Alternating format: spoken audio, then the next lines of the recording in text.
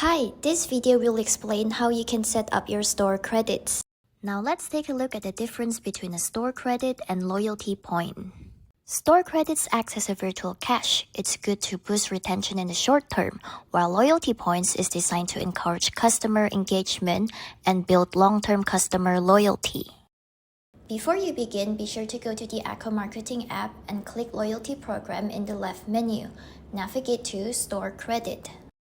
Now let's set the name for your store credit's currency. You can set up the term for singular and plural forms. In this case, the singular term will be store credit, while the plural form will be store credits.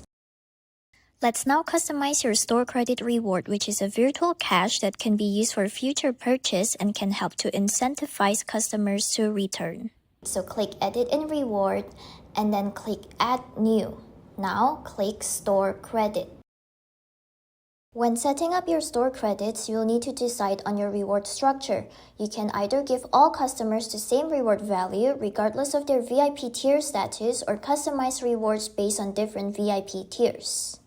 Now let's define which part of the order counts towards earning store credits reward. Here, only the product total is selected, meaning customers earn store credits based on the item subtotal, excluding shipping and taxes. If you want them to earn store credits on shipping and taxes too, just check the boxes. In this section, we're going to choose when store credits will be issued. If immediately is selected, store credits are issued immediately. Or you can change this to, for example, 7 days if you want to delay the store credits issuance. Finally, we can choose when customers will receive their store credits. There's two options. The first one is paid, which means store credits are issued immediately after payment is confirmed. The second one is paid and fulfilled. It means that store credits are only issued once the order has both been paid and shipped.